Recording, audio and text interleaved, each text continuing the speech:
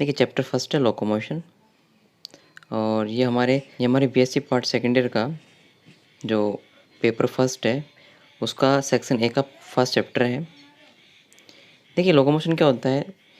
Normally जो जीव होते हैं वो अपनी मूलभूत आवश्यकताओं के लिए एक स्थान से दूसरे स्थान पर गति करते हैं, जो कि इनका जैविक गुण कहलाता है।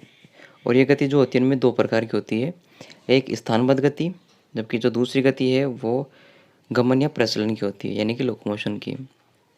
देखिए स्थानबद्ध गति क्या होती है। स्थानबद्ध गति वह गति होती है जिसमें प्राणी अपने स्थान पर रहकर ही गति करता है।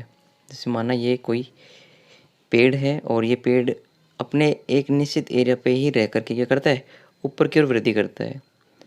तो इसमें जो इनका जो धरातल है या जो एरिया है वो फिक्स हो जाता है और वो उसी एरिया में रह कर के ये ऊपर की ओर क्या करते हैं, ये मूव करते हैं। तो इसमें मूवमेंट हो रहा है, तो ऐसा मूवमेंट इनमें स्थानबद्ध गति कहलाता है, यानी कि सेसाइल मूवमेंट कहलाता है। और अगर बात करें एनिमल्स की, तो यहाँ पे जो कॉलोनी में रहने वाले एनिमल हैं उनमें इस प्रकार की गति पाई जाती है। अब बात करते हैं दूसरी लोकोमोशन की, यानी कि गमन या प्रचलन टाइप के गति की। तो इसमें जो प्राणी होते हैं वो एक स्थान से दूसरे स्थान पे मूव करते हैं। एक स्थान से दूसरे स्थान पे इसमें क्या करते हैं, मूव करते हैं। यानी कि माना ये कोई ए पॉइंट है और यहाँ से ये एनिमल जो है वो बी पॉइंट पे जाके पहुँच गया। तो इसमें जो ये बीच में डिस्टेंस कवर हुआ है ये इसका लोकोमोशन कहलाता है, यानी कि उसका प्रचलन कहलाता है। एग्जाम्पल की बात करें तो जो फ्री लिविंग एनिमल होते हैं उनमें इस प्रकार का गमन पाया जाता है। इनमें मोस्ट बात क्या है कि इन जंतुओं में गमन के लिए विशेष अंग पाए जाते हैं, यानी कि ये किसी विशेष अंग द्वारा ये कार्य को पूरा करते हैं और इनके विशेष अंग को गमनांग कहते हैं। देखिए अलग अलग प्राणियों में ये गमनांग जो होते हैं वो अलग अलग प्रकार के पाए जाते हैं। जैसे अगर हम बात करें पहले वायुव्य गमन की, तो इनमें पंख पाए जाते हैं इनके गमन के लिए और ये मोस्टली कीटों में पाया जाता है। दूसरा बात करें हम जलीय माध्यम की, तो जलीय माध्यम में कूटपाद पाए जाते हैं, कशाप पाए जाते हैं, पक्षमाप पाए जाते हैं, पार्श्वपाद पाए जाते हैं और नार पाए जाते हैं, जो कि अलग अलग प्राणियों के ये गमनांग हैं। जबकि तीसरे हम माध्यम की बात करें स्थल वाले माध्यम की, तो इनमें जो जीव होते हैं उनमें टांगे व पेशियाँ होती हैं जो कि उनमें गमन के लिए हेल्प करती है। अब देखिए यहाँ पे गमन के टाइप दिए गए कि गमन कितने प्रकार का होता है। तो मोस्टली गमन यहाँ पे पहला जो दिया गया है वो सूडोपोडियल लोकोमोशन दिया गया है, यानी कि कूटपादीय गमन। देखिए कूटपादीय जो गमन है वो फाइलम प्रोटोजोआ के जीवों में देखने को मिलता है, जैसे कि राइजोपोडा क्लास और स्पोराजोआ क्लास के सदस्यों में कूटपादीय गमन पाया जाता है। अब कूटपाद क्या होते हैं, तो कूटपाद बॉडी के बाहर से निकले हुए कुछ कुछ अतिवृद्धियाँ होती हैं जो कि जीव द्रव्य के कारण बनती हैं,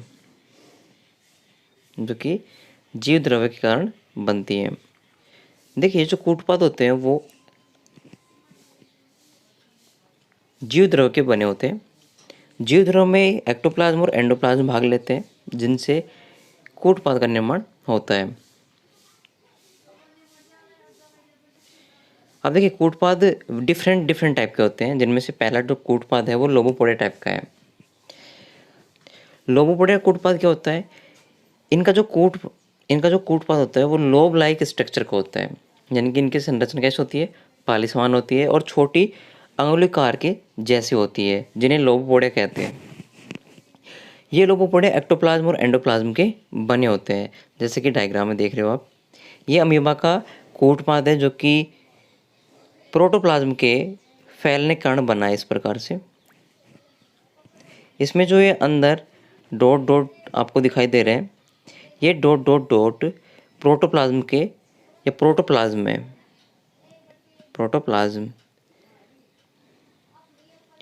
ठीक है। जिसके कारण क्या हुआ है कि इनका शरीर का कुछ हिस्सा जो है वो बाहर के साइड निकल गया है और ये जो निकला हुआ जो भाग है वो लोबोपोडिया कहलाता है, यानी कि पाले समान संरचना कहलाती है और यही इनमें कूटपाद होता है जिनसे ये गमन कर पाते हैं।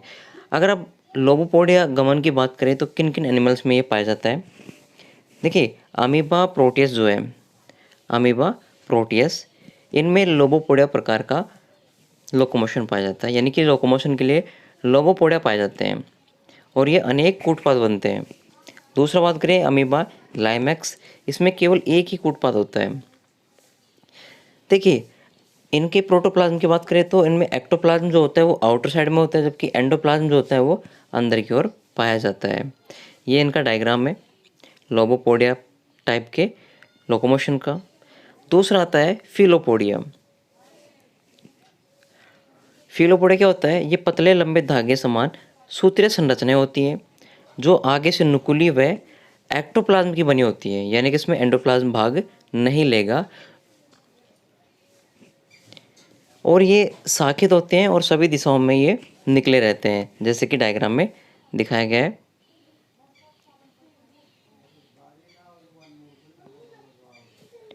देखिए ये इनके जो तंतु हैं ये इनके एक्टोप्लाज्म के फिलामेंट है ये, और ये सभी दिशाओं में फैले होते हैं, जबकि इनका जो एंडोप्लाज्म है वो यहाँ पे प्रेजेंट है, जो कि उनके एक्टोप्लाज्म में भाग नहीं लेता है। देखिए इनके जो आगे वाला हिस्सा है ये फिलोपोडिया कहलाता है, जो कि एक्टोप्लाज्म के बने होते हैं, और इसके अंदर जो भरा हुआ है ये एंडोप्लाज्म है। अब बात करें फिलोपोडिया कौन कौन से एनिमल में पाया जाता है, तो अमीबा रेडियोसा में पाया जाता है ये, और यूग्लिफाइला में। तीसरा टाइप आता है आपका रेटिकुलोपोडिया। रेटिकुलोपोडिया जो कूटपाद होता है वो मूलपाद कहलाता है, यानी कि इसको हम मूलपाद भी कहते हैं, यानी कि राइजोपोडिया।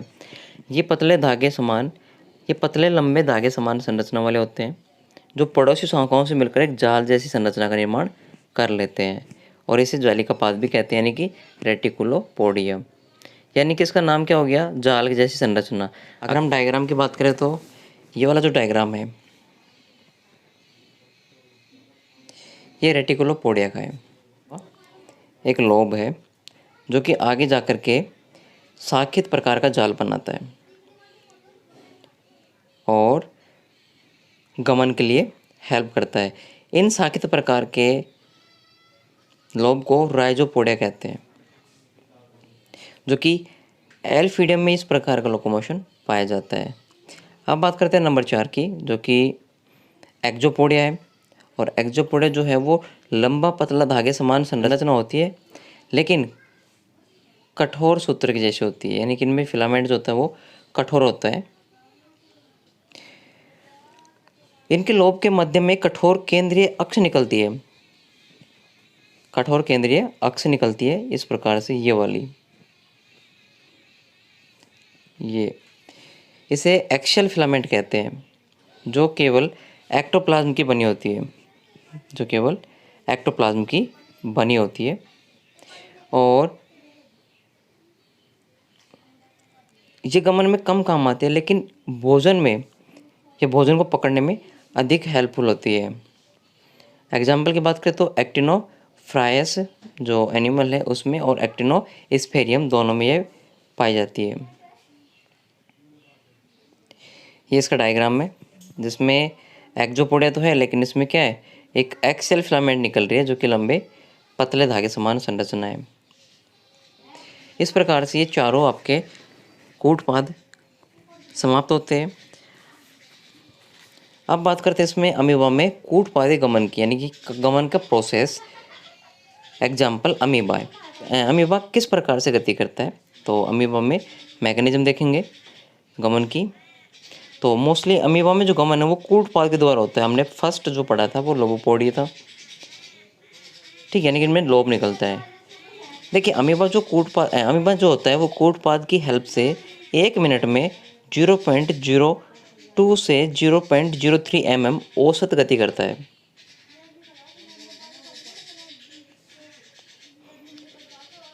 इनमें जो उनका कूटपाद होता है उनका निर्माण कोशिका द्रव्य के आगे की ओर प्रभावित होने पर होता है। यानी कि अगर हम बात करें डायग्राम की, ऐसे ये अमीबा का डायग्राम है, और इसमें जो ये जीव द्रव्य है ये जब आगे की ओर बहेगा तब इसका जो हिस्सा होगा वो बाहर की ओर निकलेगा, और जो बाहर की ओर हिस्सा निकलेगा तो ये इसका लोब कहलाएगा, जिससे क्या होगा, इनमें मूवमेंट होगा। देखिए, अमीबा में जो लोकोमोशन है उसको समझाने के लिए अनेक सारे साइंटिस्ट ने अपने अपने सिद्धांत दिए। जैसे कि नंबर 1 पे आता है इनका संकुचन जलीय सिद्धांत, जिसे अपन कॉन्ट्रैक्शन हाइड्रोलिक थ्योरी बोलते हैं। और ये थ्योरी जो है 1875 में साइंटिस्ट सोल्जे द्वारा दी गई। सेकंड जो सिद्धांत है वो पृष्ठ तनाव सिद्धांत है, यानी कि पृष्ठ तनाव कम्मत, जिसे सरफेस टेंशन थ्योरी कहा जाता है।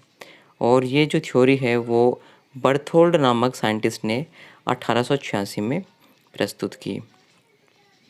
वहीं अगर हम तीसरे सिद्धांत की बात करें तो तीसरा सिद्धांत जो है वो लुडकाव मत है, यानी कि रोलिंग मोमेंट थ्योरी, जो कि साइंटिस्ट जैनिंग द्वारा 1904 में दी गई। नेक्स्ट थ्योरी है नंबर 4 संकुचन चलन गति सिद्धांत है, यानी कि contraction and walking moment theory, जो कि डेलेंजर नामक वैज्ञानिक ने 1906 में प्रस्तुत की। इसके बाद नंबर 5 जो थ्योरी है वो सोल जेल सिद्धांत है, सोल जेल थ्योरी, जो कि हाइमन साइंटिस्ट द्वारा 1917 में प्रस्तुत की गई sol gel theory.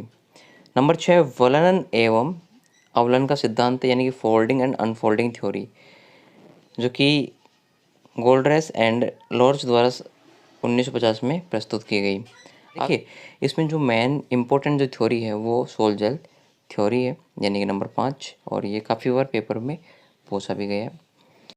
Next video में हम इन थ्योरीज़ को एक एक करके पढ़ेंगे और पेपर की दृष्टि से भी आने वाली जो इम्पोर्टेंट थ्योरी है उनको भी हम यहाँ पे डिस्कस करेंगे। आज की वीडियो में इतना ही। डियर स्टूडेंट, आशा करता हूँ आज का वीडियो हमारा आपको अच्छा लगा होगा, तो प्लीज़ इसे लाइक कीजिए और हमारे बायोलॉजी क्लासेज चैनल को सब्सक्राइब कीजिए, साथ में बेल आइकन को भी प्रेस कर लीजिए, ताकि आगे के चैप्टर जो हमारे बायोलॉजी क्लासेज यूट्यूब चैनल पे आएंगे वो आपको तुरंत सबसे पहले प्राप्त हो जाएं। Thank you student.